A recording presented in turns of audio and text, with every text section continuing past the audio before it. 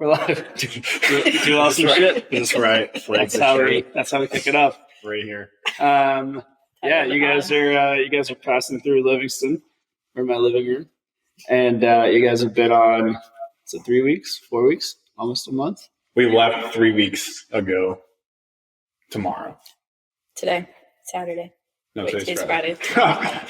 You are nervous. So I think it's interesting. I think a good place to start would be you guys are both entrepreneurs.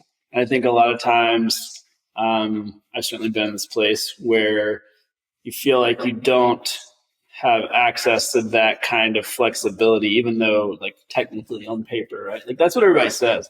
So like I'm gonna start my own business so I have free time or I can do my own schedule. And then you end up just working more than everybody who's ever had just like a regular job. And you guys certainly, I'm sure, done that before, like to start your business, but you also like can travel around the country or out in the West, even to the West Coast. Now you're in Montana.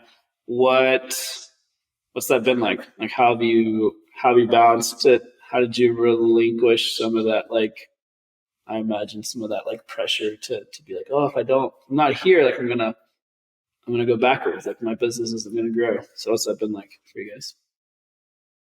I feel like I was definitely more nervous than Jacob was.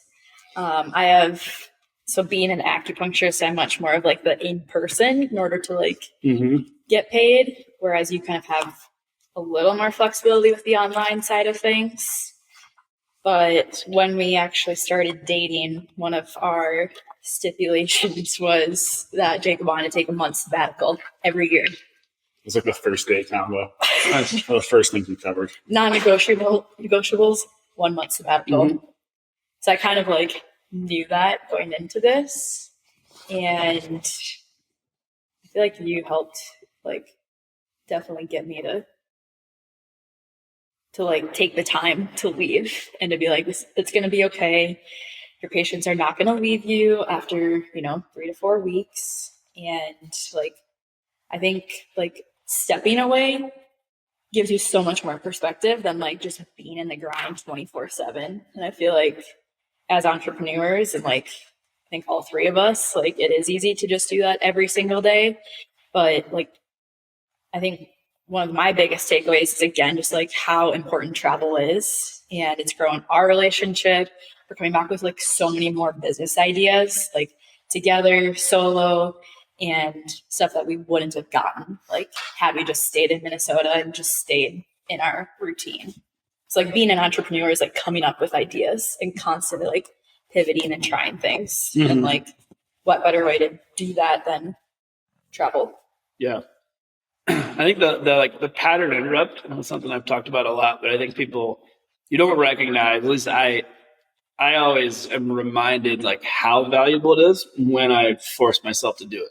It's easy to say like, you got to get out of your space and you got to like break your routine and get out of your fine. And you wake up tomorrow and you like do the same shit over again.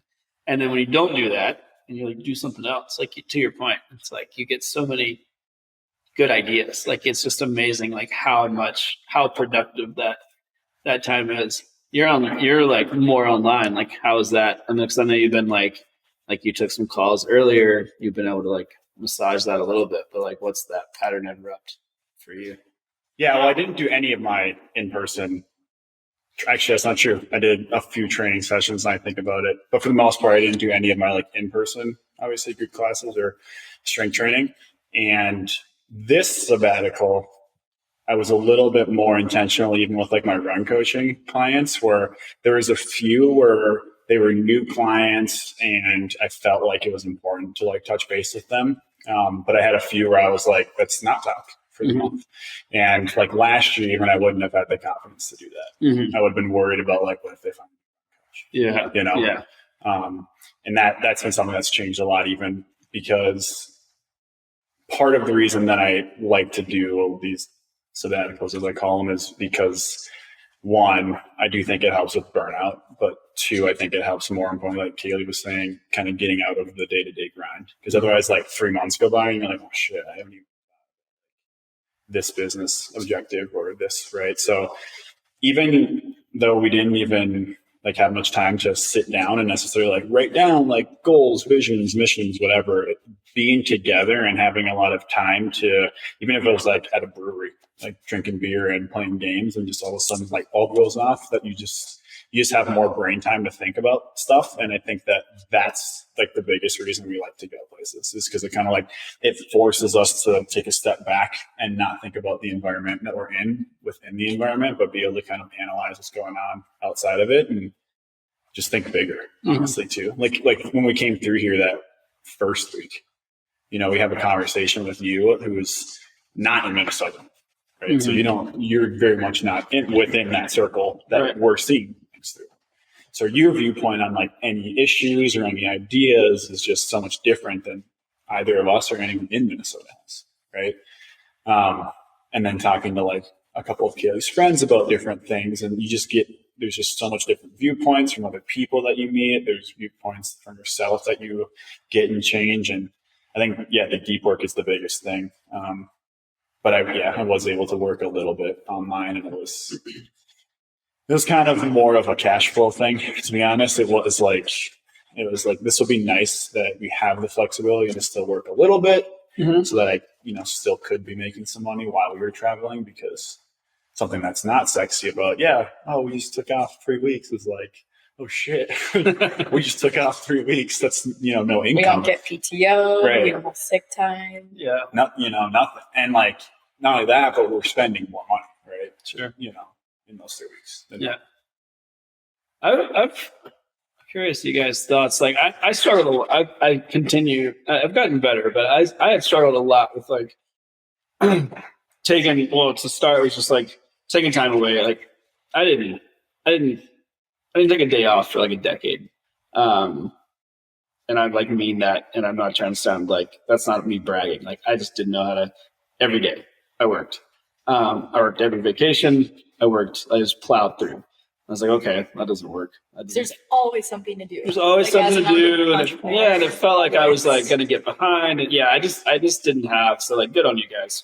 I just didn't have the tools or the perspective to like understand how to navigate that early on. And then I was like, okay, I'm going to back off of that. And then I think I went, maybe for me, like I went a little too hard in the other direction, where I just did these like big chunks of time totally like cut off. And that actually didn't feel that productive, because when I came back, I felt really disconnected from my work, which I really enjoy. So now I find like I've kind of, in the last maybe like 5 years or something, come to this more just like fluid idea about work in general, and just like how it integrates into my life. And that like, if I need to take a day fully away, like fine. But if I like want to work, or if I'm on like vacation, but I'm in another place, and like, that doesn't define how I think about work. I think that's like place is less of like an indicator of like how I engage with work, and more about how I'm feeling about work, and like making sure it's a value add and not doing it from a place of like forcing it. And that's really helped me, like, because I do want to be engaged. And so I found it just like hard stops of just like 3 weeks totally away, like actually made me feel more anxious, just from a place of like, I felt like I had some good ideas, but then I was like trying to shut that down, because I was like, don't think about work. This is your time away. I was like, well, that doesn't feel good. Like back to the pattern interrupt thing. Like it does. So now I try to just like let it flow. And I'm like, if I wake up and I'm on quote unquote vacation like I was just in Greece, like I woke up like fired up, and I just worked like half a day because I wanted to, and like technically I was on vacation and off, but and so I had several days like that where I just like, or like at night before I went to bed, just like writing stuff down and like planning and doing. So I don't know. It feels like you guys are like already there. It took me a long time to get there. I'm talking like a, I don't know, 15 plus year timeline. You guys are way ahead of the curve, or my curve. But we have people to learn from like you. And like this morning you were saying like life is for living. I feel like that's why we get along so well too, because we're very much like, let's live in the moment. Like we have the ability to take the time right now. like we can just go for a run or we can go, do whatever it is that we want to do. It's like, why should we have to wait? And I feel like that's like also the benefit of being an entrepreneur. Like, yes, you can grind 24/7, but like we do have more the ability to like do things now. Mm-hmm. And we get to change things like every day. We can make our own decisions and like completely change our business, like just because we want to. Yeah. And I think the other like reason why I was more okay with like traveling and stuff is like I'm very big on like walking the talk, and like with my patients, like I'm very big on like you need to take time to rest, you need to break. And like we're talking about last night too, is like it's okay to like not exercise every single day, because like the people we work with are very active and constantly doing things. And it's like I want my patients to see like it's okay to like vacation, it's okay to like do this stuff. And like I think all of us can like speak for that too. Like our like clients, patients like hearing about these things too. Like it's what draws them to us. Totally. Yeah, I think you have to be like your own. I mean, you definitely have to practice what you preach, I think, or try, but then like be your own like test case too. Like I try to really think about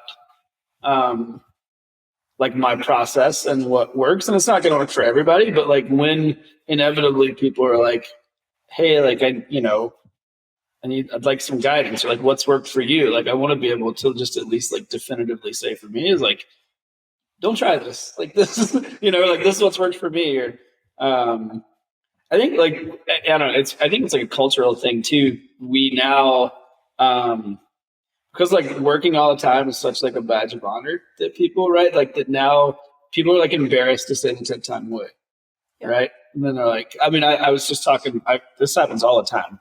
Like I talk to people and they're like, they were on like a trip, they went on vacation. Is what they won't call it that. Right. They're like, oh, I'm like, I'm working remote, or I'm like, I'm in a different place. I'm like, you're on vacation. That's fine. You can do that. And they're like, oh, I'm with my family off site. I'm like, are we just going to call it all different things except for like it's okay? And they're like, how's your vacation? And then they just like skirt around it. They're like, oh, fine, but good, glad to be back. Like, I'm like, are you? Like, it doesn't feel like you're glad to be back. And it didn't really feel like you were glad to be there. Like, like it's like we were talking last night, and just like there is being present is like a muscle to be worked, right? And to like recognize that that like every opportunity, like every experience, like has an important role, and that they don't all have to be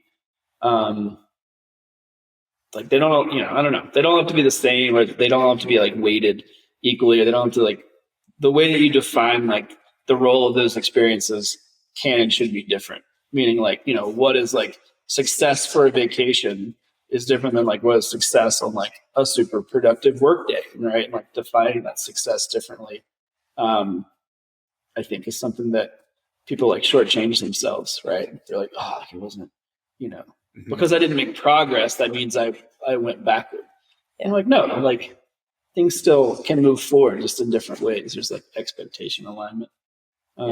Right. And on the one hand, I'm like, I want to create a life that I don't like want vacation from, but on the other hand, it's like, why is that bad to want vacation? Right. Yeah, it's interesting. I know I've thought about, again, this is something I'm always like jockeying with, because I do think it's like, it's person specific too. Like I do know like rest looks different for different people.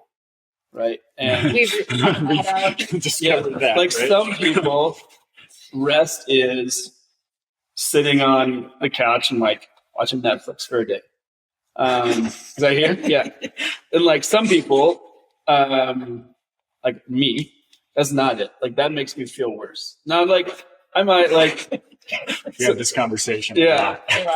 So I think like being aware of that and knowing that like, so like to like the time away and pattern interrupts, like some level of engagement for me still feels very restful than like nothing at all. Like that can create like more anxiety. It's not from a place of like lack or like shame, but it's just truly like the way my brain works. Like it doesn't, I can't like powering down just doesn't feel like a good thing for me unless I'm like sick. And even then, honestly, like like a walk still feels better than like a couch day.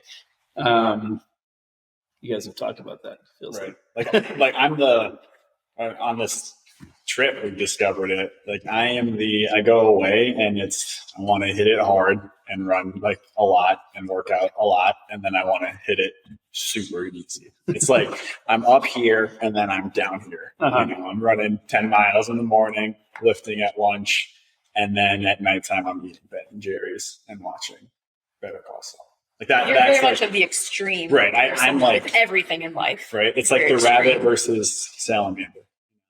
It's like or bunny versus salamander, whatever it is. But I'm the spectrums. I'm very extreme, one or the other. And that's more than just what we're talking right now. It's like when I'm running, I'm fucking running, right? Like I'm into running. And when I'm lifting, like I'm into lifting. Like it's very hard for me to not be all in. And if I'm not running, I'm not running. Like I'm zero, right? And same with work. It's just, when I'm working on like, and then when I'm not working, I'm chilling, And we're very different. We've learned we're very different in that. I think like recognizing that is really important, like for everyone, right? I think that there's like a level of introspection that we don't give ourselves the opportunity to sort that out, right? Because that also gets ascribed like on us and for us, right? Or just like I guess like relaxing looks like this. This is what I have to and do. I guess working looks like this, and not like pick a thing, right? Like recovery, or like you look at it through like the lens of being an athlete, like what is recovery, right? Like is it like laying in bed and taking a nap, or is it something else, right? Like active, I think everybody, and we put a lot of pressure on ourselves to make that look a certain way based on like what we imagine it's supposed to look like. So just knowing that about yourself. Like Kailee used to like she was just like, can't you just sit still? Like we would do like a snowy winter day and it'd be freezing cold outside, and we'd been busy all week and traveling, and I'd come back, it'd be like Saturday or Sunday, and she'd like, just a nice day to relax. And I'd make it like 30 minutes on this couch. And I'd be like, I'm going to go like organize the garage. Like I can't, like this doesn't feel good for me and my brain. Or I'd work or something, right? Like I'd write on the whiteboard, like I'd plan, but that felt like that was my version of rest, right? It's not full gas. I'm not like taking meetings. I'm not like, it's a different, like divergent way, but like engagement just still feels like rest. And it's like another task a lot of times. I am pretty specific about like typically like I don't work on Sundays. And that is like having to do with me being religious. Like that's just Sunday. I typically do work on Saturdays because I can't get it all done Monday through Friday. And so typically I wake up Saturday with like a lot on my mind. So I just work on Saturdays, at least like part of the day. And Sunday I'm like, I'm just going to like be engaged, but in something else. Right. So like, if I need to like do a house project, or I need to like build whatever, like, still engaged, but somewhere else. And I think just like recognizing that. And when I do that, Kaylee's like, she's in here like watching TV, like watching Great British Baking Show. And she's pumped, right? Like she's like best day. And I'm just like out, like I'm like running errands and doing things. And like, we both like come back and I'm like, oh man, what a great day. She's like, yeah, me too. She's like, I walked one step today. And I'm like, I got in like about 15 miles, like up and down around the yard. Like, I got my to-do list that I mapped out, and like, I feel great. I know it's interesting. Well, there's nothing wrong with that. Mm-mm. Like my early kind of few years starting to dive into like podcasts and personal development and all this stuff. I was like trying to like match other people and figure out what is the ideal way to work, to train, to whatever. Mm-hmm. And I think it really just boils down to what's the ideal way for you, right? And then like we can learn that for our clients. Totally. Too, right? It's like, and we'll help them learn it / whatever. Because just because Kailee likes to do something and recover one way doesn't mean that I have to do that. And that's been a like relationship epiphany too for us that we've talked a lot about as well, because it's like, I'm not as productive if I'm not like typically full gas and then full not, right? And then like for me, my Sunday is like funny enough, when we first started dating, that was a big friction point for us where we had a lot of little arguments about it, because on my Sundays before pre-Kaylee, it was lay on the couch, right? And then Kaylee, her way to, kind of unwind is she wants to go spend time with family, friends, whatever on Sunday that she doesn't get to see during the week. Cleaning, different things, right? Yeah. And I'm like, I'll do that during the week. Yeah. Sunday's like, it's my rest time, right? It's, again, it's like, I want to get up, I want to do a long run, and I want to just have Jacob time. Yeah. Right? And so then we went through periods too, where it was like, we try to match each other, and like, that doesn't work. So that's like resentment and different stuff. Right. And I think it just boils down to figuring out what works best for you. Yeah, I want to double down on that. I think, like, for anyone listening, I mean, I think this is like one of the biggest things. I'd be interested to like hear you guys' take on this as people like in this space who are supporting people like through the lens of like, sport and athleticism, or, business and entrepreneurship. Like, figure out what works, right? There's so many like talking heads on the internet.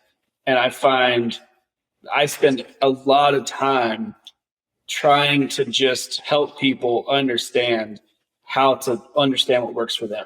Because they're like, oh, such and such said do this. I should do, like, to your point, like, spend a lot of time like taking in the clips from podcasts that you read or little thing. And that's good. Like, consume information. Like, I'm a lifelong learner, but just use it to inform like your approach, right? Like, Andrew Huberman told me to do, and they kill themselves to go like get up at 3 a.m. to put their toes in the grass and stare at the sun. Like, Peter Attia told me to do that, eat. I'm like, okay, like, let's just take snippets and let's understand what works and let's understand the science, and then what works for you, right? And if, like, we talked about this last night, like, if it's not a value add, it's not valuable, right? Like, just shut it down. I say, like, I think about everything on like a spectrum of life. So if you can't do it from now until you die, then don't do it, right? Meaning, like, if you can't do it consistently and it doesn't add value, like, don't do it. Don't be boom and bust, right? Like, don't do it for 6 months, because then, like, it doesn't add up to anything, right? And that's always like consistency over intensity, right? Like, I would rather just someone do it consistently forever than to do it for like as hard as they can fucking go for 3 months and then realize that doesn't actually do anything for them. They can't sustain it.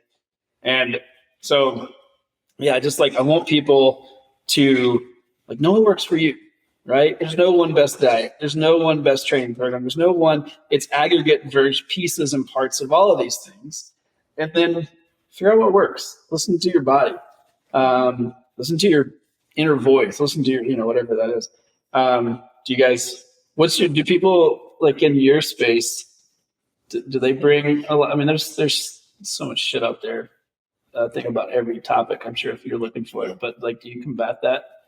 Or like, yeah, what's your experience with that? You should say your space too. Say what? You should say your space that you work in. Oh, yes, I am an acupuncturist and work with endurance athletes specifically. Mm-hmm. And like, I'm 100% about like sustainable and lifelong things. Like, that's always like the thing that I try to like talk about and nail the head with my patients. And like diet, for example, like huge into nutrition. And I'm always like focusing on like whole foods and like things that like, will be around for forever. Right. Instead of like hitting that diet where it's like, only red meat or only fruits or only something. It's like, maybe there's a period where you can, do a reset or something of that, but like always incorporating like all of the things. I'm just big on more of like organic whole foods, for example. And for working out, for example, like I believe there's seasons. Like when I was training for my 200, like I was going at it harder and I knew that wasn't something I'd be able to do for my entire life. But like typically my whole standpoint is, can I like do this activity for forever and not getting burned out on it? And it's like this morning, I didn't feel like running, but I wanted to walk because I do believe like movement is very important. And today my walk was good, and then we're going to lift later, and that's fine. But instead of being like, I need to run every single day, it's like, yeah, are you going to do that every single day for the rest of your life? Maybe, but probably not. And being able to adapt to that. And I think that's the huge thing, is like being able to be flexible with what you're doing and to think of more of that long-term goal. Yeah. And yeah, I'd say I'm more of like the balance person, like between the two of us too. I've heard it described. I don't remember who said this or where I heard it, but flexible rigidity, right? Which is this strong adherence to an overarching goal, but being flexible en route to that thing, right? And knowing that like there's ebbs and flows, and that there's there's seasons, and also it's a great example. Like, absolutely, like there are seasons of intensity. Like if you want to do something hard, like you got to hit it hard. But I think also, and you said this, like being able to see past that thing and know that that's a benchmark, but it's also not going to derail you from your like end game, which is longevity and sustainability. Right. I think specifically with like endurance sports, a lot of people, and this is like one of my like biggest, I guess, hopes and goals with like the influence that I can have in this space, is like to allow people to use an event or a specific goal as a benchmark and not an endpoint. Because a lot of people are like, I'm going to do a marathon, and they just crush themselves unless the last time they run, because they're so over it by the time right. And to me, that really diminishes the goal of the marathon, which is to not about fitness at all, right? And not about finishing the marathon, but about learning the process and learning your body and then to leverage that to be more effective on the other side of that, right? To be a better runner, a more sustainable runner, to enjoy running more. And you could insert any event, like I'm sure you've all seen it, like happen on everything. Like, nope, never touching my running shoes, bike, insert like right, like I'm over it. And so there's this need for like just recognizing that thing, and then to forecast out like, is it sustainable? Like on the other side of that, am I still gonna give a shit about it? Because that's really the goal, right? Like I call it consistent movement practice. Just consistently move in ways that are in alignment with your goals all the time, right? Yeah. And some days that's a walk, and there's a run, and sometimes it's a lot of volume, and sometimes it's a lot of intensity, and then like up and down, and then we die. It's over, right? Like you do that forever. Hopefully, like that's my goal. Sorry, just like those overarching themes, like always going to have movement in my life. Nutrition is always going to be there.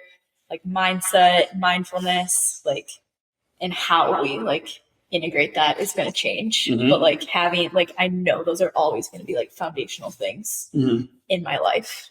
So yes, figuring out how can we do this for forever. Yeah. So. Oh, all the eyes are on me. Yeah, I mean, I agree with a lot of what you're saying. And you can push back.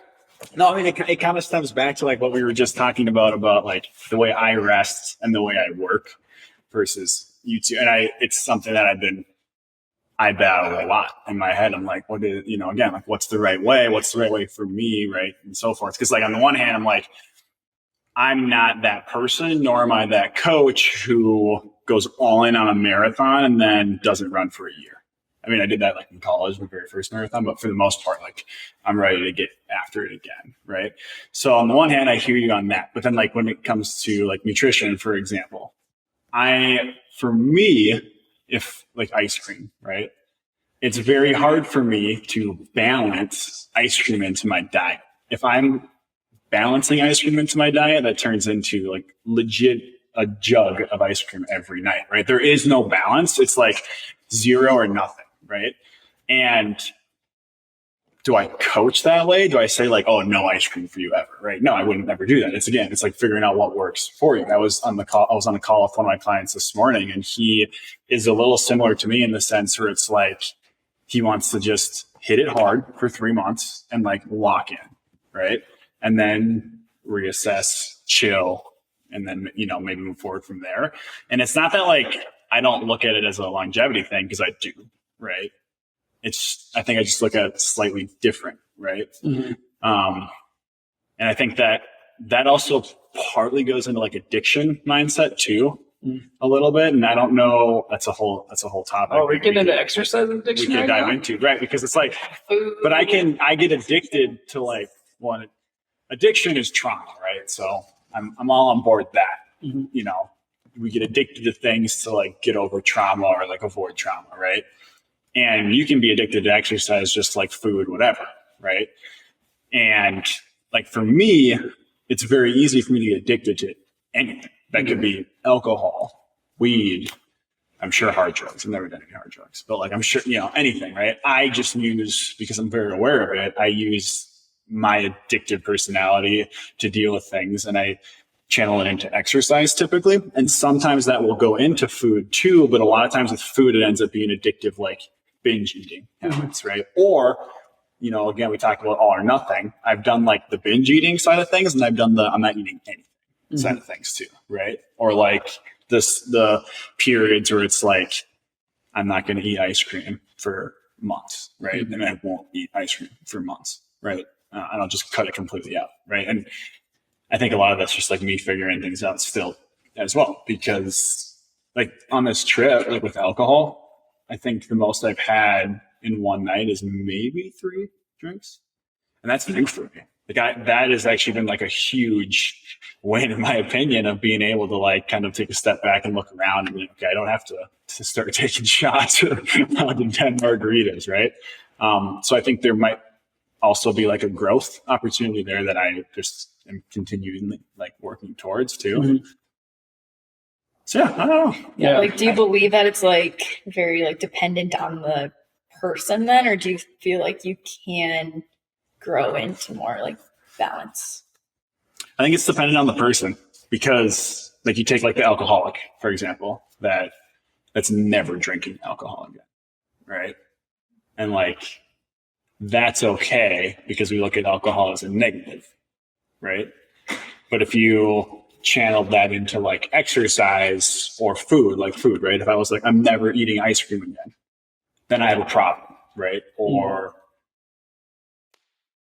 like, I'm trying to think of like a good way to like analyze with the exercise side of things, but you get what I'm kind of saying? Like, I mean, it comes back, I think we're circling around a little bit. I wonder if it's related to like what we were talking about last night, or, you know, it's like the guilt associated with, right. Like for me, I definitely had struggled with exercise addiction. I absolutely know for like a really large chunk of my life that was a substitute for, that was a coping mechanism for lots of stuff that I was running away from. And I very much subscribed to like, all you have to be is faster than your demons, right? And it was just like darkness.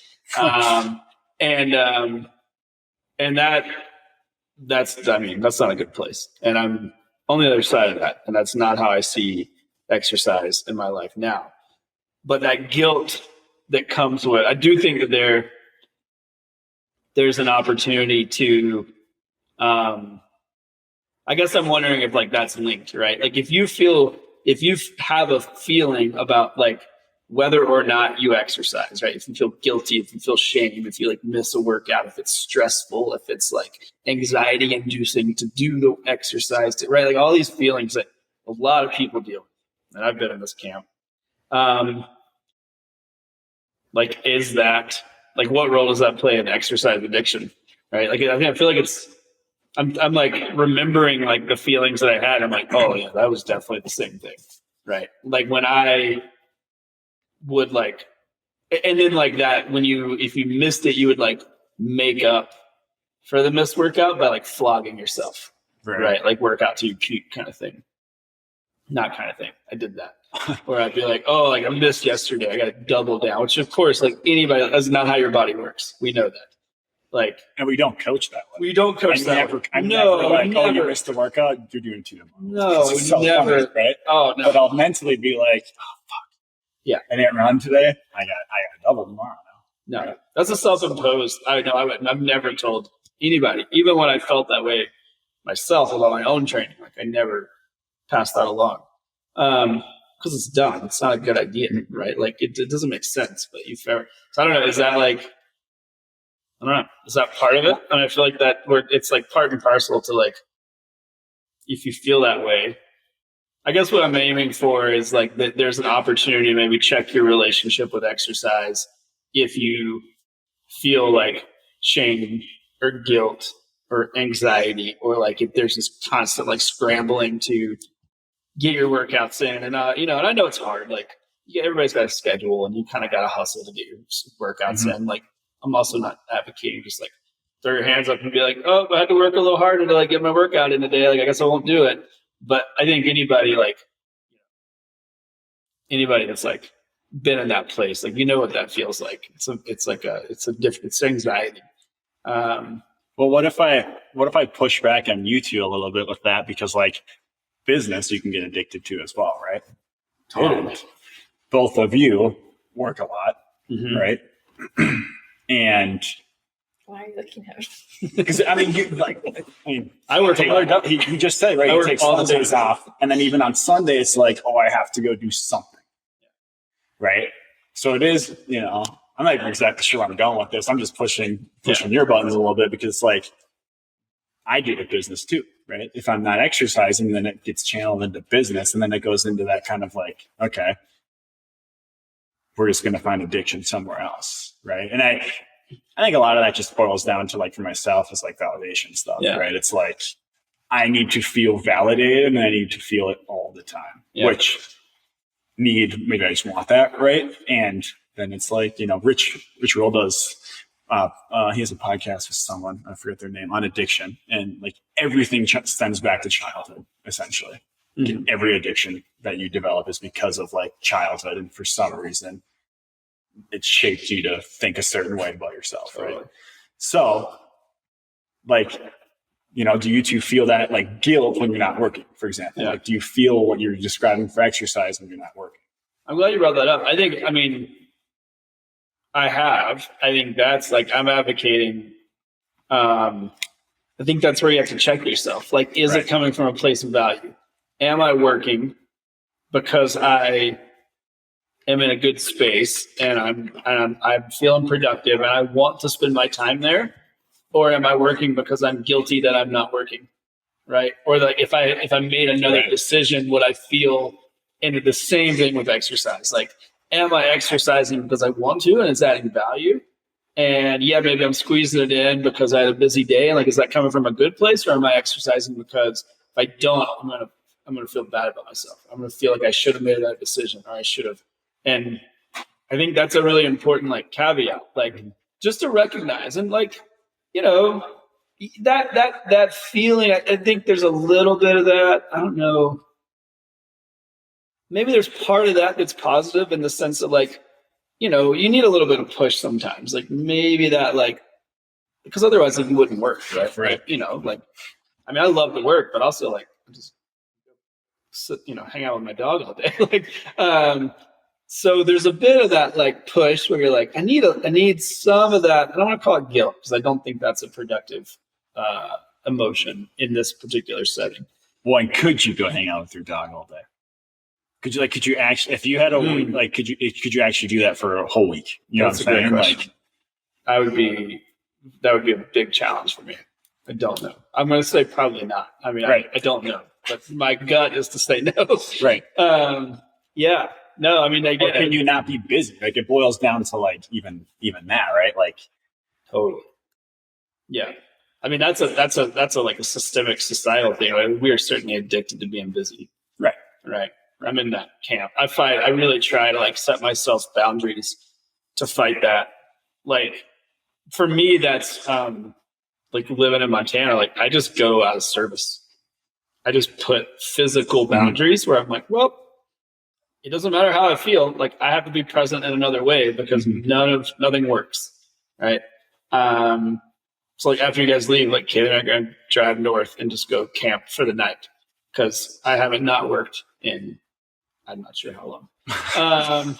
And so I'm like physical boundaries, like let's, and again, like I can recognize that. I'm not saying that, the days en route to this were, that I'm sure there was plenty of days where that came from like a negative place.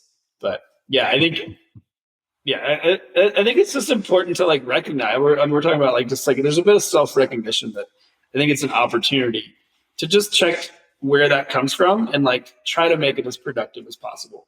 We all have demons and things that we fight and addictive, I've been at camp in different ways, but it has been helpful for me to just, if I feel, just to be like, oh, interesting. Like I'm feeling a fair amount of anxiety about getting this workout in today because of X, Y, and Z scenario. And I set some like secret goals for myself about, I'm going to like PR my deadlift, or I want to run fast today, or I want to run. And I know that if I don't do that, like I'm going to feel shitty about myself. Like, where's that coming from? Can I sidestep that a little bit or just redirect that to be positive and just show up and be present? And if today I don't run fast or I don't feel good or my legs feel tired and I'm, have to decrease weight or like, it's still the sum total of the effort is still worth it. I think it's like very much the same thing on the work front, like as entrepreneurs, right? Like you feel like you,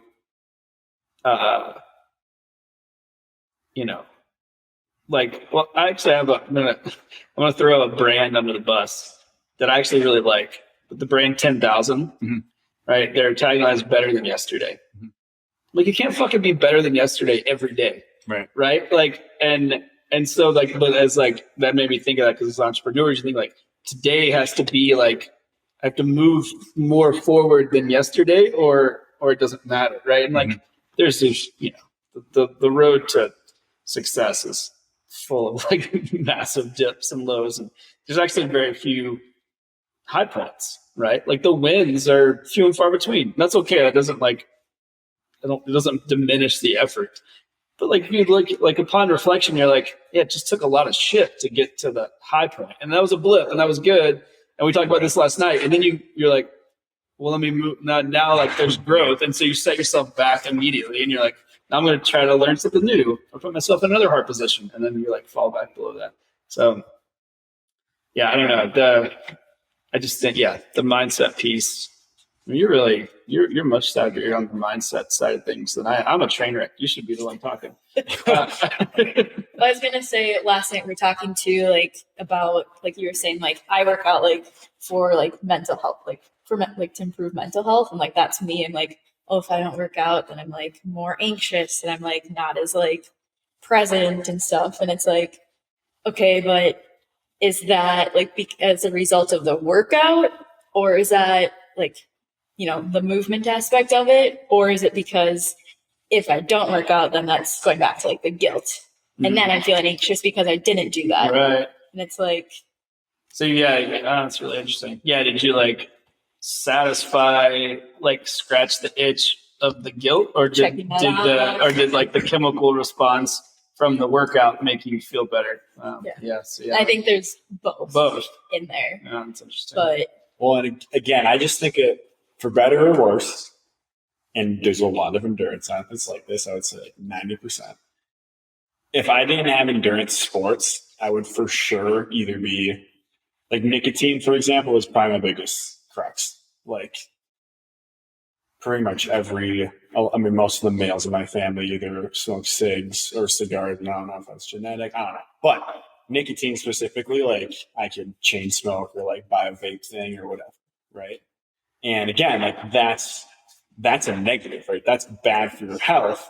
And it's okay to be like, no, I'm going to cut that out cold turkey. Right. But then for me, exercise, like I need it in the morning, at least to like kickstart my day and make sure that like I'm mentally in the state I want to be in. And it's like, I'm willing to personally make that sacrifice if that means I'm not drinking heavily or smoking or doing other negative things to myself, And then it's like we opened this can of worms of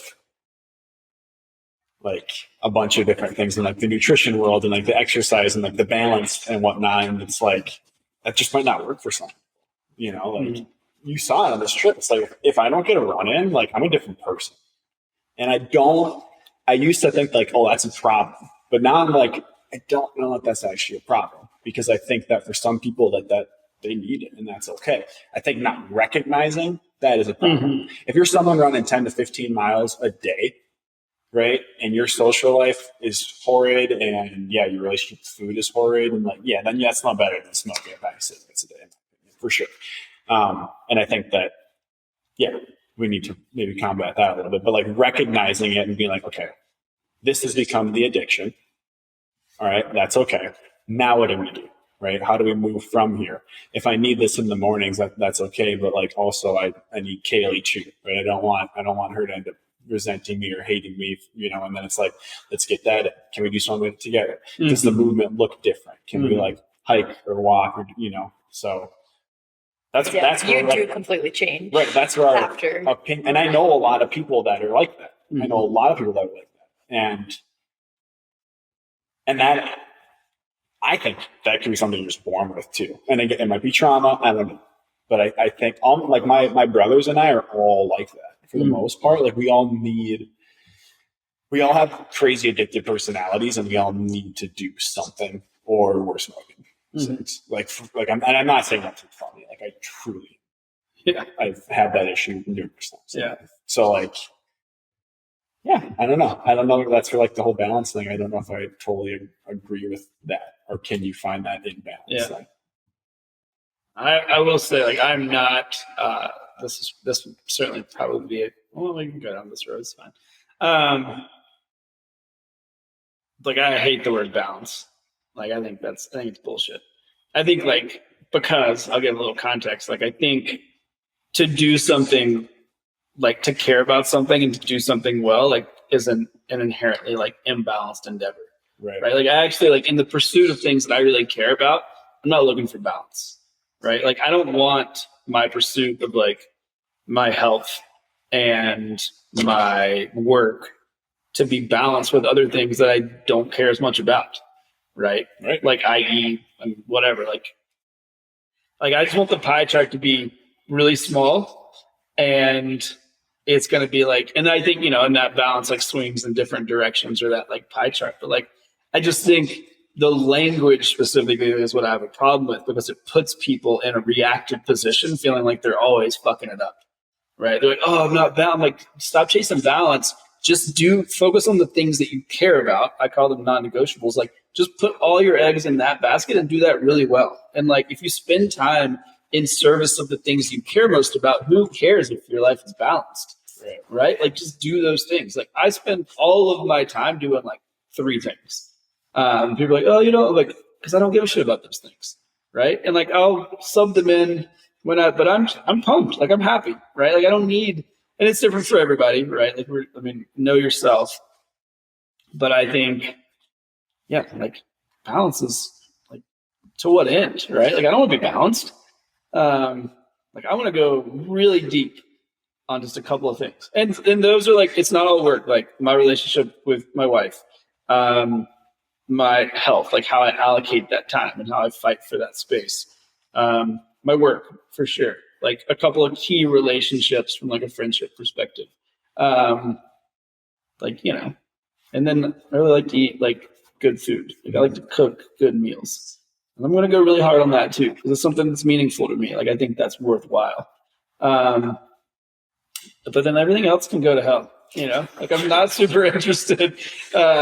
Travel, like, there's some like pieces like that for me is like part of the relationship component, like how that's like that cup is filled.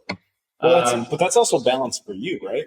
Totally. Yeah. Also in a sense, what do you think about all of that? Well, from a Chinese medicine perspective, you have your yin and your yang, right? So the yin is like the cooler, more nourishing, feminine side of things. It's more like winter time. And then the yang is summer. So like right now we have the fiery energy. And what I was saying before was like, there's seasons for everything. Like, in Chinese medicine, we are living in accordance with the seasons. And so like right now being a more yang time, like I do talk about like more yin things to balance it out, and like making sure you're drinking enough and like having your watermelon, like to cool things off and not have so much of this energy. So like, I do think like in our practice, at least, we're trying to like come to this balance of yin and yang, knowing that you're never going to be fully in balance, but there's always going to be equal parts of both. So like, you're never going to be off balance in that way. Like sometimes you're going to have more yang. Sometimes the yin is going to be more. And again, I think it is like person to person. Like you're like we've been saying, like it's very individualized. And yes, finding that balance like for you. Right. Yeah. Yeah. Balance for you versus like balance of like, I think people take that literally, right? Like they're like, oh, I want it to all be equal slices. Yeah. Like I'm going to work. It's the same as family. Gets the same. I'm like, well, that's just not even feasible. Right. Like factually, we just spend most of our lives working. So let's just put that, like that's 80% of your life, give or take based on your schedule. For me, it's 98%. And yeah, so, but that's a great point. I've wondered, I try to cool down. I mean, like to use that language, like I really struggle, to have that, like that mellow side, even when it feels, and that's where like, I will admit, like I do feel guilt around that. Like even when my body's like, oh, like you should rest and you should like in the wintertime and it's dark. We get like 3 hours of sunlight here. And I'm like, clearly this is the time to like just hang, and I'm just like just plow. And I'm like, and I know I can feel it. I'm just like, you should just hang out, like take a beat, man. Like take a lazy Saturday.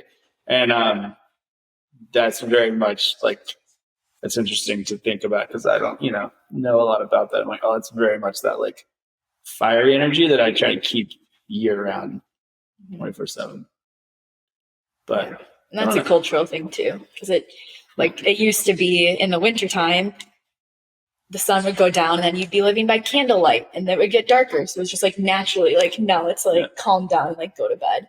And now we can be constantly connected, like to the internet, social media. We can have our lights on. We can be warm all the time. We can cook whenever we want. Yeah. So we're changing the trajectory. I read this really interesting study. I don't remember. Like I'm not going to quote it specifically because I don't remember. But it's like they track like anxiety and depression in relation to just interior lighting. Right. And like as the world got more lit and access to lighting became, like anxiety and depression just ramped up like exponentially with that, because now you can just be on all the time. Like you used to just literally have to like power down because you were out of daylight and you were out of access and your fire burnt out and there was shit outside that was going to eat you. And like not even like caveman, like, just a hand, 100 years ago. Or even like, my granddad, like, depression era, like rural people, like my granddad growing up, he was just like, that was it. Like we didn't have lights and the owl house was out there and it was cold. He's like, so you tried to get all of it done, like, and just be inside because you didn't want to have to go back outside because it just was a pain in the ass to get out there. And so just everything got powered, and they were farmers. Like they worked long days and then they were done. And they were tired and they went to bed. Yeah. Also the lack of physical exertion, right? Like you don't have the like true like exhaustion. Not, of course, like we live longer now and this, that, and the other. But yeah, like we also just you get in your car and you drive to work and you sit under lights that tell you you're awake all the time. Doesn't matter what the daylight is outside. And you get back in your car and you come home and you like get on a screen that tells you it tells your brain you're awake. And they're like, people are like, I wonder why I'm tired and like feel anxious all the time. Right. I'm like, yeah, you gotta. That is a rule. I do try to like really limit my exposure. Like again, I set physical boundaries. I'm like, I typically like I keep everything in my office, and at 7:00 I close my door. I leave my phone in there. I don't go to bed with my phone. Don't use my phone as an alarm clock. I actually don't typically use an alarm clock. Just wake up at like 5-ish. That seems to be sufficient unless I like need to catch an airplane, need to get up earlier or something. My ideal patient.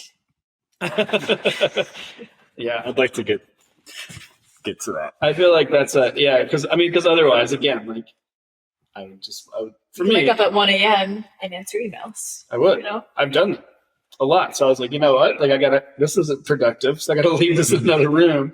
And it's crazy. Like even last night, I was like, I'm gonna set an alarm because I've like been trying to get more sleep. I'm like, I've been like tired, and I call at 7, So like I'm gonna set an alarm for 6 just in case. I woke up before my alarm, but I had my phone on my nightstand last night, and like I didn't even have a second to think about it, and I was scrolling before I went to bed. And if the phone was sitting on top of a book that I'm reading that I really want to read, and I was like, Jesus Christ, like they really are like, it's just built like, it fucks with your brain. I was like literally caught myself like after a couple of minutes, I was like, I didn't even know how I got here. Like what happened? And I like put it away and read like an actual book. Which is another thing I've tried. That just works for me. Like I don't like to read on like a tablet or something. So I'm on screens all day. But I was like, this is brutal. Like they got me, and it didn't even like. I never have my phone in our room, and the one last night, I was like, son of a bitch, they got me. They pulled me in. I was like, damn you, Instagram. Yep. Like dog videos, I was like, this is not it. Like yes, they're cute. This is hilarious. I showed Kailee one. It was awesome, and then I put my phone away. Or we'll like be scrolling Instagram, sending each other reels. Yeah, like side by side. Yeah, DMing each other. I'm like, we're in the same room right now. Yeah. Kailee will do that to me sometimes, and like when she does that, I'm like, we're going outside. This is dumb. I'm not doing this. I was like, I won't be a party to this. I don't want to get sucked in. Yeah. Like you're saying with like creating, like needing to create physical boundaries. Like there were a couple of times on this trip when we were like camping, where like on the peninsula you didn't have service. Still left my phone in the car. So Didn't touch it. So like for 2 days, it was great. And So Glacier, I didn't read have any 100 service. pages. And Yeah. I feel like having those times to like then think about more things and expand your mind, so you're not just constantly filling it with stuff that's already like content that's already there. Well, that goes back to like learning, like trying to be more like, more intentional about learning yourself. Like if you could just give it not to take in inputs, right? Like that's just what we fill our time with now. It's like there's more somebody else like talking at me about a thing that I should, I'm gonna use quotes, should be doing. And then you feel, gosh, I'm not doing enough. I can't do it.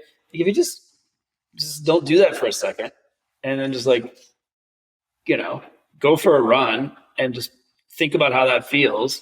And when you finish that run, be like, wonder what kind of food would taste good. Oh, Whole Foods that are like just gonna be here. Like, I always say like, if you can't shoot it or like pick it out of the ground, like it's probably like, let's move on. Because the amount of information is so overwhelming that's out there. And like with my patients, I typically try to send at least like 1 to 3 like takeaways after their appointment. And if that's starting your day with a glass of lemon water versus like a cup of coffee or like an energy drink, like that's something that they can like do. Because I feel like a lot of people will see all of that and then look get overwhelmed and be like, I can't do any of it. So therefore I'm just going to stay like on this path that I'm already on. Right. And I think like that's the benefit for all of us is we can like kind of like take all of these other pieces for people and then like be people's like coach and like give them these like things that hopefully will be like individualized for each person. Yeah. I say like, cause people, and I'm not trying to shit on people, like people want to be their best selves. Like I truly believe that, but en route to trying to do that, you're taking in all this information, like, okay, what's the thing? What's the supplement? What's the shortcut? What's the, and I'm like, until you you need to try like hydration, sleep, and regular exercise consistently. Do those really well as you can in your capacity. And then if that hasn't checked all your boxes, then let's explore some other routes. But like, they don't, like let's just condense it down. Just try to drink enough water, right? Yeah. And then maybe with some electrolytes. And then, eat good food, enough of it, not too much. And then exercise. Move consistently every day, unless you are tired and are sick and need to rest. Right? It doesn't have to be overly complex, at least at like the foundational pieces of that, right? And we like look like, oh, I wonder if it's I'm not getting enough X, Y. I'm like, you're probably just not getting enough sleep and water, right? Like, let's start there. And then if you check that box, then let's add on to it with supplemental, care. Like, I mean, like your work, like Absolutely. Like it takes a village, right? Like you need people, you need PT or chiro or acupuncture. Like, don't work. You can be proactive and feeling better, but let's check the bare minimum boxes first. You're like, I don't know. Are there more? Am I missing? Is there more than 3? You've covered. Yeah. Keep it simple. Yeah. The idea of health is very simple, right? It's just very hard to execute. Yeah. I'm also very big on your environment that you surround yourself with too. Like if you're with Yeah, I mean, if people around you aren't drinking water, like, Sure. you're probably not drinking very much water either. like Right. That's I the believe other you are hard thing too. a product of your surroundings. But I also believe if you're starting to like drink more water, exercise more, eat better, naturally your community is going to change around you. So Yeah. there's that too. That's really interesting to like the way that works, right? I think, because I've long said that, especially like from the athlete perspective, this certainly applies to like business and entrepreneurship as well. As when you set out on a goal, like it's not just your goal now, right? Like it's the people around you. You need your people on board. Specifically, like if you have a partner that you're spending time with or sharing your life with, like now it's got to be like that person's goal in some way because it's going to impact it. You need that person to be on board, and you need right, like whatever. And it's interesting, like as you progress, like through that goal or into that season of life, and you get like the people around you shift, right? Like I don't know, it'd be interesting to like hear if this happens to you guys or has happened, but inevitably, like get focused on a thing, like the friends that like were raging till 3 a.m. and feeling like shit Saturday and Sunday morning, and I was getting up and going. Like I don't talk to those people anymore. That was a long time ago. Like so you kind of shed those people and you align with people that are like making different decisions. And then with business, you're like people that were playing small and like not. You just wanted to like and I'm not. Everybody's got their own path with like work, and that's totally fine. But like didn't have much to talk about with those people. So like you end up realigning with finding new people, and I think that's a huge part of it, right? I think we convince ourselves oftentimes that those endeavors are like a solo endeavor and that they happen in a vacuum. And I think we discount how much support is required and like how much buy-in from our like community, like immediate family for sure. If you have people in your house, those people got to be bought in 100%, and need to support you in a very meaningful way. And because you have to figure out, like you were talking about that earlier, it's like, what is it, what's your time with Kailee look like versus your time on the weekends? And how do you like, and I've had that conversation, like Kailee and I have had to figure that out of like, there was a time and I just like left, went and exercised and then came back and like fell asleep. And because I'd go like when I was racing bikes, go ride bikes for like 10 hours, come back, I was whooped, and then I'd like do the same thing Sunday morning, and then I'd wake up and go to work on Monday. And I was like, well, that doesn't feel very. I did that for a long time. I was like, this isn't very fun. So you need that buy-in. I don't know what's you guys' experience been with. Has that shifted for you, or you guys found are the same people still with you? Always been the same person. We've had a lot of these conversations too lately. That's been the hardest thing. Oh yeah, but yeah, I'd say in my life for sure. That if I write a memoir someday, it will probably be around that. Is it going to be called Progress Requires Pruning? Yeah, I mean, honestly, that's been the biggest thing working with you and Christine. Honestly, that like it doesn't end. No, and it's like you have to prune everything essentially at some point. And and I don't know, it's been such a struggle because at the same time, it's like, well. You talk about addiction again, right? So it's like I could grind and grind and grind and grind and grind, right? And then you get here and no one's around you, right? Mm-hmm. So having the awareness, I saw that in like mentors, podcasters, whatever. At least in my opinion, I saw that type of stuff, right? So then like learning from your mentors and different people you look up to that are older than you doing what you want to do, right? It's like, you hear them talk about this. So it's like now in my mid-20s, that's where I'm at right now. It's just like, I'm already thinking kind of like, okay, I want to prune, right? Which is hard in itself. But at the same time, what do I not want to prune? Like, can you prune parts of the onion, but then keep, and I think you can, right? Mm-hmm. But it's hard. And I think that's been that's why, that's why it's pruning and not like, for any use that for specific analogy, like to its end point. It's like pruning and not cutting down the tree. Right. Right. Like you prune, but the tree's still there. And then I think that the way that I think about it is that also like the skill set, and this is a muscle to be developed, and that ties back to self-awareness because you have to know who you are so that you understand like some of those people will actually come up with you. Right. But that's a really hard thing to sort out in the moment because you can also fall victim to like dragging those people with you versus like supporting them en route to who you want to be, right? Like they can come with you or like they're hanging onto your shirt and you're dragging, right? And like my mantra, they're pulling you back. Right. Totally. Yeah. Like with that metaphor, like you're not going to go as fast if you're dragging that person too.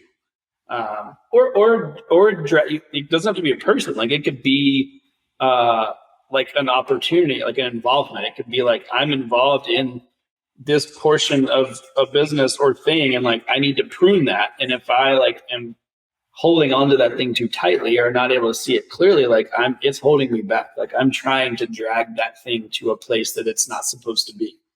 And I always say like, you can't drag people towards their full potential, right? Like they have to walk there of their own volition. Right. And that's, depending on the personality, and certainly I think some people are more prone to this than others.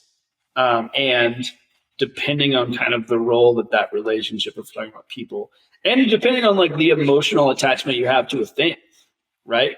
Like I've done this with like business ventures where I just like poured my heart into it and I should have just cut it loose. Like it wasn't working. But I was just like, I bet like if I just, years pass, like, and you're like, fuck, okay, it'll be all right. This is done. But I was so emotionally invested. And I'm not saying you should remove emotion from it, but that's a hard muscle to develop, to know how to navigate that in real time. Like how much do I pour in versus not, versus when it's time to cut and run versus, there's a lot of these moving parts. And I don't know. Some of it maybe is just like lived experience, I feel like, I'm not saying I'm nail it. I feel like I am a little better at it now because I've just had to do it a lot. And so I can get to that point a little bit faster and be more confident in it. But it's still a hard thing to sort out. And it's lonely too. Like 4 years, we've talked about this so many times, 4 years ago, and I am very comfortable saying this type of stuff because like we're talking about like the people that I would be referencing here, like aren't listening to this, Yeah. So, which is ironic and funny, right? Yeah, and it's like a good like analogy of what you were just saying, right? But 4 years ago, the people I was associating with, I don't talk to like any of them. Mm-hmm. There's a few, like I have a few college friends still that I talk to and associate with for sure. There are like a few lifelong friends like that, but it's kind of like you're saying, it's like those friends stick with you no matter what. And on the one hand, it's like, okay, cool, because now I have a different community. Like I would have never probably met you two, right? Had I not, had the courage to move on from things, right? And on the one hand, it's like, oh, that's fucking sick. But on the other hand, there's lonely stages too of that, right? And I think that's entrepreneurship in a nutshell. I forget. I think his name's Taylor Welch. He talks about this. But like, no, it's not him. Doesn't matter. But like, you go through. It's Hermosi. That's who it is. You go through like that lonely period of entrepreneurship where like you've kind of started outgrowing old circles, right? But you haven't entered the new circles yet, right? So you're just like in this in between, and it's just like, fuck, this is lonely, right? And then it's like, oh, maybe I will go back a little bit, And then he talks about too. He says people don't root for people that need it. Right? Yes, that's so you only hear the cheers when you've already made it, right? He's like, when I fucking needed it and I was lonely and didn't have a, like you weren't there, no one was cheering for you. Right. Right. Like you only get the praise when you've been recognized for the thing that you had to fight to accomplish. Right. And like that always really resonates. I'm like, yeah, like to your point, like that's what we think. I was like, yeah, it is lonely. And I think too, like, I mean, I don't want to sound like a bummer, and like you guys might have different opinions, but I just think like the circle gets smaller as you progress. Right. I think, in my experience, and I don't think that's a bad thing. I think those specific to people, like those relationships get more fruitful and more meaningful versus like, like I think that's some of that's part of getting older too. Just like when you're young, you just attract people, right? You're like, big group, I got fucking 25 people friend group, and blah, blah, blah. Yeah. And as you get older, you're like, people fall away, and then you build like stronger, more meaningful connections. And then specifically with business, like there's just a lot of people that aren't going to support your endeavors. You're going to get a lot of pushback, and you're going to get a lot of people that are going to tell you that like you're not spending your time right, or you shouldn't work as hard, or why are you doing that, or what do you just settle in, just be. And if that's not the person you want to be, like you're going to have to leave those people behind. Right. And that's a really hard thing to do. Like I've had to do that pretty recently. I've just been like, this isn't like, I don't want to be around this person. I don't need someone telling me that the way that I'm spending my time, which I know is in alignment with my values and my vision, is not good, right? Like is the wrong use of time. I'm like, well, like I got a decision to make. Like I can either be around that energy, or I can make like a purposeful, conscious decision to like shift to someone who, but I haven't found that person yet, right? Like this is a relatively new, this is like the last. So I'm like, now you just, to your point, like in no man's land, right? You're like, well, who's the person that sees it and is like dreaming bigger than I am, and is like, not only is that appropriate, like you're thinking small, right? Like you could be doing this, right? Like that's the people you want to find. But to your point, like Hermosi, like they're not, where are they at, right? Like when you leave them behind, you're not you haven't talked to the people yet that are those people, the one or two people that that's a tough thing to. Yeah. Well, it's good to hear it never ends. I think I'm going through that a little bit too right now, obviously, with a lot of the stuff we've been talking about. I think the thing that makes it better, that makes it less brutal, is just to really lean in, like double down on your confidence in who you are and like your direction, right? And be like, no, like this is it. Like I'm not wrong. I know that like this is what I'm supposed to be doing. Well, and something that we talk a lot about is like help the people that want to be helped, like is in with like our patients and clients. And it's like talking about like relationships and stuff. Like I kind of feel like that's the same thing. And like talking about like getting dragged back and stuff. I'm very big, like if you want to like come with, like please, like come to our group runs, come do this. Like I'm happy to like share everything that I know with you. Like if you're questioning and like want to like bring me down, then sorry, like I'm gonna keep moving on. And I think it's just constantly finding those people who are gonna keep allowing you to up level. It's like, okay, I was here with these friendships at this point, and now I learned this or had this experience, and now I'm here. And just like I feel like that's like the pruning part of it too. It's just like constantly up leveling. And then another thing that I think about a lot is like the people that you're spending time with, like how do you feel when you leave? And like if you feel like a worse version of yourself, so that's great. Chances are they might not be your people. That's a good it's a good indicator of like when it's time to prune, to come back to that analogy. I think I don't know, have you had an experience? I know for me, I've not listened to that, for too long, right? Or you're like leaving it, doesn't feel like these, I don't know. It's like, but I should, because I've been my friend for so long. They know me so well, but I feel not even like shit, but I just like, it didn't fill my cup, and I could have been doing other things at that time. Right. Or, and then you go on like you spend a day with someone else, and they're like, oh, they in a day asked me questions and learned more about me, and vice versa. Like they know more about me right now than anyone else, And then it's, I'm going to go hang out with them, I think that's a great indicator, is like someone who asks questions and listens, right? Like, is Right. it one-sided? I mean, if we're talking about relationships, like that's become a bigger like leading indicator for me. It's like if I'm talking to someone, I'm like, you haven't, and like, that's not from a place of like wanting, that's not from a place of ego. That's from a place of like mutual respect, right? Right. Like, and you know, if you're going to like have a relationship with someone that is mutually supported, like I think it's important to like be heard, like to have a space in that relationship. And if you're just like, oh, you just like talked at me for a while and then walked away, like once you got what you needed, right? And I think that's another part of that like growth process, is to, yeah, like, are there people that are, I mean, you said it, like, are they kind of filling your cup? Or are they just like draining it and you're left like high and dry? You're just like, I need a break from that. yeah. I don't know. I wonder. I think it never ends. You know, which again, like I think that's a good. I don't know. Like with not saying not self-aware, but as you like continue to build that, I think that's also like if I'm in a period of pruning, that also lets me know that I'm in a period of growth, which is exciting, right? Because the only reason that would happen is if the people that took me to where I am now aren't the people that are taking me to where I want to go, right? And so that I'm en route to where I'm trying to go, which means that those people that I need to prune are no longer in alignment. Right. So you're like, yeah, this sucks. It also must mean I'm moving forward, right? Even if it doesn't, there's no like maybe clear signs of it, or maybe some big thing hasn't happened. Like it has to be. Otherwise, those people would be fine. Those relationships would support who you are and what you want.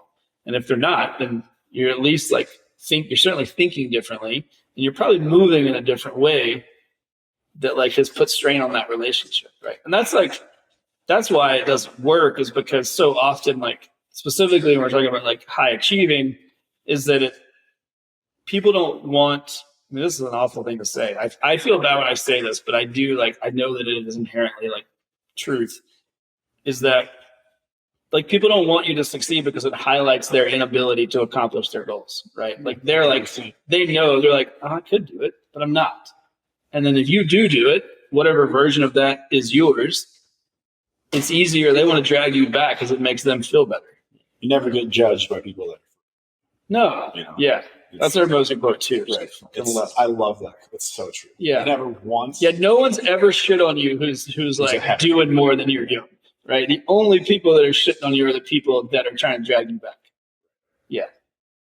And so I find that with like, I feel like it goes both ways too, with like people that, you know, as Kailee and I have now gone from just being the mentees, right? Like I feel like we've definitely grown into mentor roles of our own too for certain people. And I've even noticed that for myself for certain things where I'm just like, no, I just want to fucking win. Like, yeah, you know, and there's a fun game to that as well.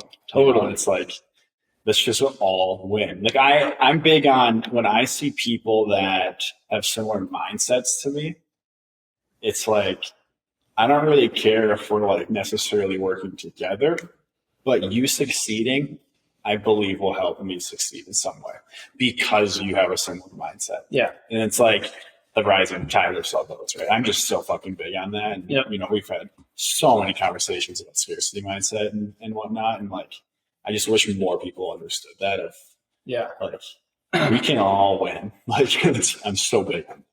It is not a zero-sum game, you know, and like we've talked about that a lot in the coaching space.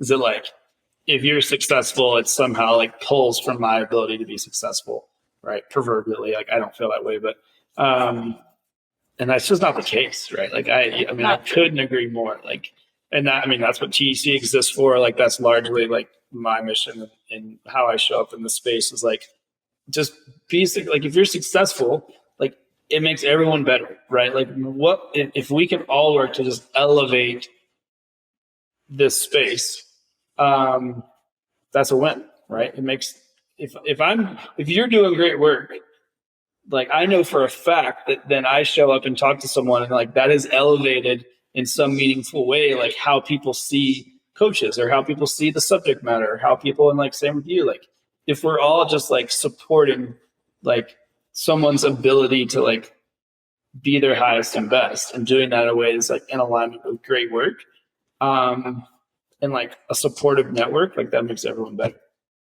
I wish that like, yeah, if I do nothing else in the world, like of all the things that I'm involved in, like I truly like the thing I'm most committed to is like changing that narrative in like endurance sports, right? In the coaching space. Like I want everyone to have a fucking kick-ass coaching business. That doesn't make me less successful or you less successful. Like go nuts. Yeah. Build it as big as you could possibly build it. If we had, you know, instead of like whatever the stat is, like 30,000 people in the United States like are considered themselves a coach, 93% of those people are doing it part-time. If that was flipped, if 93% of those people were doing it as a career and making $500,000 a year, are you fucking kidding me? Like how much like more impactful and cooler would that experience be for people like us who are like in that space and doing it as a career? And like, no, and people are like, oh no, like I can't, if you get an athlete like that, you just took one from me. I'm like, don't be so small-minded, right? Like look at the bigger picture. Like if we elevate, that creates an environment where like everyone's playing big, like it opens up opportunities. And you're not charging $20 for a training plan, you're charging $2,000 an hour for something that you've dedicated your life to, right? Which is how it should be.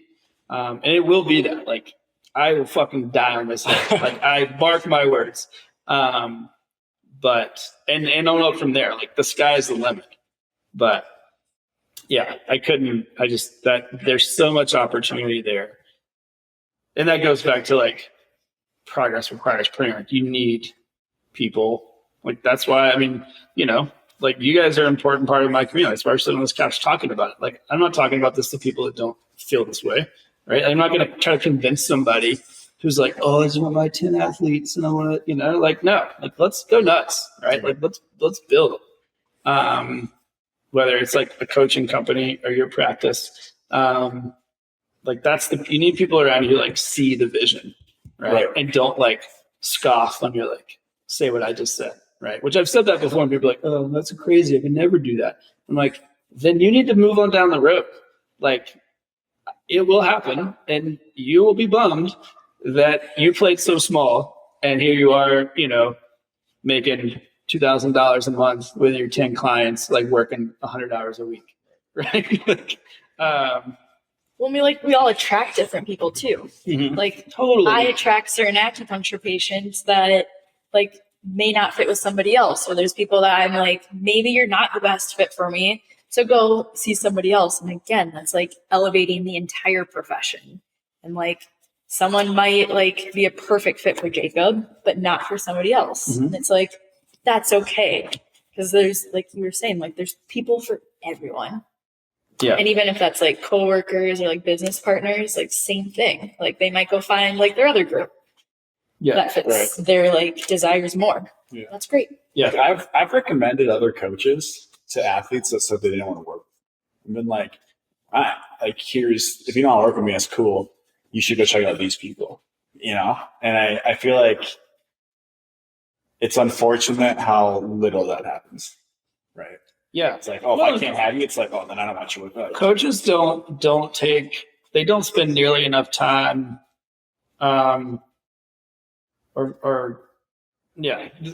like understanding who their ideal client is and doubling down on that. Like just work with your people. To your point, Kailee, like if you know that person, just work on attracting those people and then other people can go elsewhere. You know, like the way that you coach athletes and the people you attract are different than I attract. Fantastic. Just, you know, like you want more of your people and I want more of my people and everyone has a lane. And yeah, like so many coaches spend an inordinate amount of time and energy pouring into an athlete that's not the right fit or a client that's not the right fit if you're a service provider in some other vertical, but from a place of scarcity. Right. If you just send that person on, like I know for a fact I've seen it happen so many times, like in my own coaching practice. Send that person on and like 5 more people, the right people come your way. Yeah. Right. For a second, you might be like, X amount of money. I could have, but if you just be clear on like who you are and who you're talking to and who your audience is and your expertise, blah, blah, blah. Those people are there in droves, more than you could ever work with. You will be maxed out and you could make as much money as you want to make and build all the products you want to make to service those people. But just like, operate from a place of scarcity. And then you end up working with a bunch of shitty people. And they're not shitty people. You guys aren't, you're not simpatico. Yeah. I did that for sure. When I first started, I was like, take them all. Yeah, claim everyone. Yeah, and I was like, these are my I was people. like, oh, this athlete roster sucks. I was like, but like they didn't suck. Of course they didn't suck. Like it was not the right fit. My style, the way I think about all the stuff we're talking about, the way I think about the world, and that's evolved from when I was a coach in my early 20s. Well, you kind of have to do that first too, right? Like, as you're figuring out who you are as a coach and whatnot, and there's an element to like, at first you got to work with whoever wants to work with you, for sure. But then there gets to be a point where it's like a diminishing return. Right? Yeah. And then, I think if you can have some, I think it's a balance. If you can have some guidelines of like who works best, and then also, like you're trying to build your coaching business, so don't stay poor. I think during that time, you're like finding who your ideal client is too. Like when I first started out, I was like, that's a great. I want to work with everyone. Mm-hmm. And now I'm kind of like, okay, this is more of like who I want. I know you're doing a lot more of that. Like, I'm still like figuring out who my ideal client is. Yeah. That's a great point. That's a better way to, I think, I didn't have the words for it, but like there's a discovery phase. Yes. Where you're like, okay, I get it now. Like, So it is okay to be open, I think, at the beginning. Yeah, that's a great and not super closed off, Mhm. because then that can like silo you, put you into different boxes. All right. So And I think we talked about this on last time I was on too, about how, like when I first started coaching, it's the same thing with like my own athlete journey, right? Like I really wanted to coach like people who wanted to get like BQs, for Mhm. example. Like that was, something cool to me. And like I wanted a BQ, right? And like everyone wants to work with like elite athletes, right? And at first that was like something that I never really wanted to work with elite athletes, I guess, but like, you think about it, right? And then you work with a few people and you just realize that's like, oh wait, they're not for me, right? And discovering who like my ideal client is and whatnot, it's like my ideal client are people that have problems that I've had, really, and that's what it boils down to, right? And I've never been an elite athlete. I don't fucking know what that's like. My ideal client is the client who works 40 to 60 hours a week, is a high performing entrepreneur, or like, when I say entrepreneur, I don't mean it just like they're running a business, but they're like high performers in their career, right? Mhm. They're like that growth mindset individual that like just wants to learn and do better. And that could be a 6-hour marathoner. It could be a 3-hour marathoner. Like it could be all over the board. It's just, and that took years to figure that out. Right. So. Yeah, I think you do attract. I've found that too. Like you kind of attract what you from your own experiences and like what you put out in the world. Like I'm very much the same. I attract people, lo and behold, similar to me, right? Yeah, exactly. Like super like busy people, and I don't mean that but like they work a lot. They have, just like you're saying, like high profile jobs or high achieving.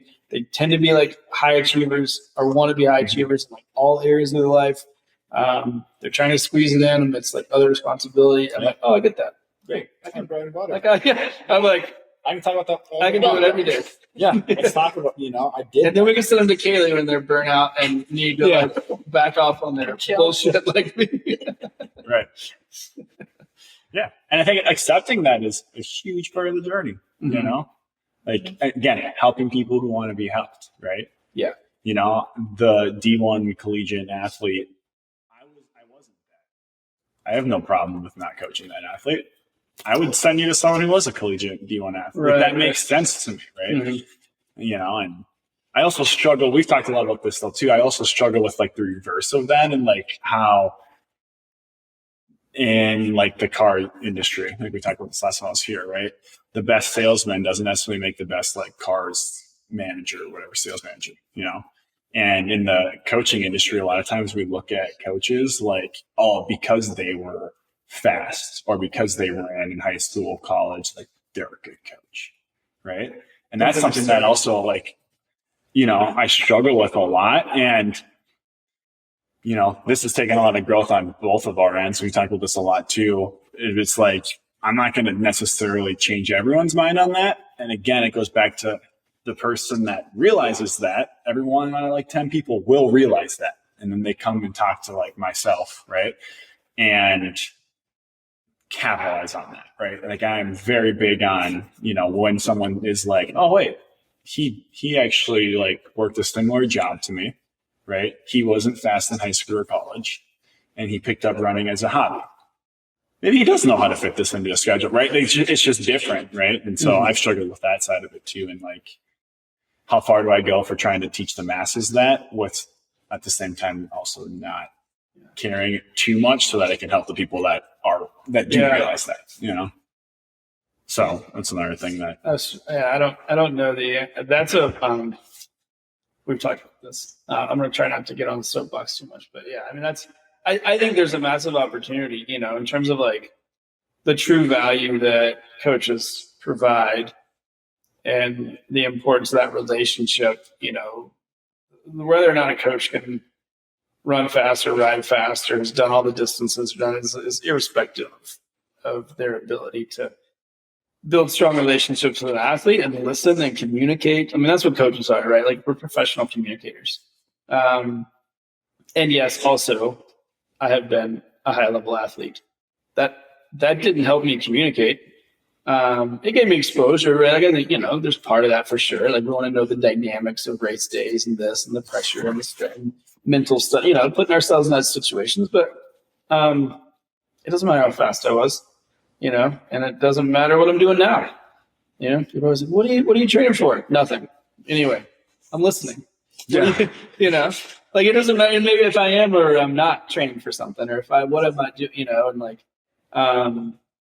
those are all, I just think it's separate, right? Like, and certainly we use our own athleticism to continue to inform our coaching practice. And I think that's been one of the most impactful things for me is like, as I've grown as an athlete and evolved and like from somebody who 100% focused on being really fast to someone who thinks about consistent movement much differently and is still very focused on like my performance and health, but the role of that is very different in my life. Like that has evolved separate to the skills that I have built to be a really good coach. And all of the skills required that have made me be a really good coach have nothing to do with my athletic performance, right? It's my listening skills. It's communication. It's the list goes on. Mm-hmm. And then like Taylor, the athlete, is over here with some experiences that certainly help inform how he communicates and listens. But yeah, no, I think that's one of the biggest opportunities or narrative shifts in the coaching industry is it doesn't fucking matter if you're fast, right? Like, and I want athletes, I don't care if really even if that's where coaches come from. Like if they're like, hey, I was this fast athlete and I was a D1 runner and now I'm passionate about this and I want to build a coaching business. I actually don't fine. What I want to happen is I don't want athletes to lead with that question because it shortchanges the value of the coach and it overshadows the questions they should really be asking. Right. Which is so I want athlete. I want to change the narrative for the client side, which is let's, ask better questions. The fact that they are fast isn't going to make them the right coach for you. Right. And that's kind of if the coach wants to start coaching because they were that athlete and that, which is so many people, right? I don't really have a problem with that. Be a good coach, hone your skills, be good at your craft. Don't stop with I was fast, so now I can coach. That's not enough. But if you continue to hone your craft as a coach, I just want athletes to know there's better questions to ask. And don't pick a coach because they were fast in college, right? Or they just ran a ultra marathon, right? Right. I've had athletes when they're I want to work with you because you're a professional mountain biker. I'm like, that's not why we're going to work together. Let's talk about some other stuff. Right. Like, let's make sure we're connected in a different way, because that doesn't have anything to do with my ability to coach you. Right. Right. Which is Right. that's a relationship. The fact that I was fast on a mountain bike is just a fine skill that I had at one point in my life. Just because you were a 4.0 student does not mean you're going to be a good tutor or teacher. Totally. Right. That's a great Same example. thing. Right. Yeah. I did great in school. I'm a shit tutor. Yeah. I don't have patience. I'm not good at, right? Like, that's a great example. Yeah. Like, I'm not your guy. Yeah. And I'm also trying not to like shit on like the D1 athlete either that does it, because there's kick ass coaches. Totally. I refer to them, right? So I'm like, and they have experiences I'm never been, right? And so there's truth to that too. Yep. It's just, Again, there's a place for everyone. right. And then, exactly. Yeah. And then circles. Which is what some D1 athletes did. They ran in circles on the tracks. They were it's all metaphor. Right. Right. Yeah. Is there anything we missed? Topics? Ideas? I feel like we could talk for I feel like this was great. We have the Olympic 10K we need to throw on and a workout to hit. All right, we're going to watch the 10K and we're going to hit a strength workout. Yeah. We're going to practice what we preach. We're going to do it from a place of value. It's the workout we want to get in. We don't feel like we have to. because we all really like each other. Because we all want to share ideas. We're going to take out you and your wife to dinner. Sound good? You guys are much better runners than I am. I'm hoping that I can whoop your ass in a strength training workout. for sure. I'm hoping I can It won't get be hard. one small glimmer of not feeling like an absolute turd coming You have up. like a 150-pound sandbag out there. I'm not sure I could lift gonna be that insane. thing. It's happening. It's happening.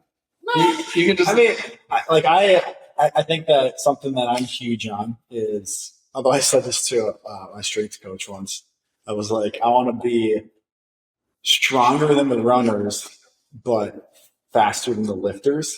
And I want to like be able to go into weight rooms and like hold my own, but then like go, if some runners are going and doing some like easy 7:30 minute, like I'm not going to run a 4 minute mile for sure, but like a sub 4, right? But that's what we're calling hybrid now.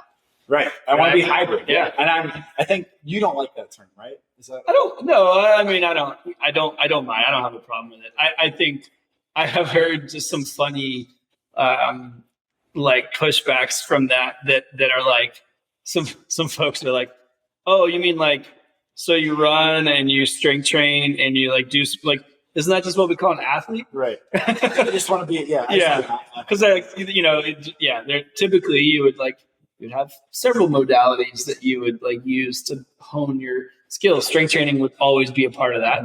Not like lifting heavy, like that's a different thing. But so I don't know. I don't have a problem with it. I think it's just coexisting in both spaces. I think that's why Nick Bear has been so special for so many people, is because he was this buff bodybuilder, strength dude. He's like, I'm going to run a sub 3 hour marathon. He got so much fucking hate.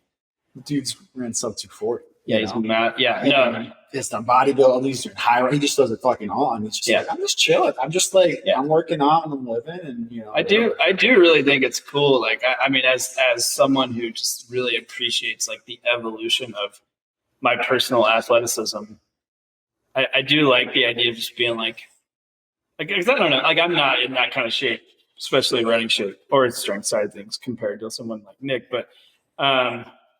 I like the idea of just being able to like do like engage. Like somebody's like, hey, let's go do a 50K in the mountain. Like I want to be ready. Right. And somebody's like, let's go do a 500-pound deadlift and like lift heavy at it. I want to be ready. Right. And somebody like, I like the idea of just being capable.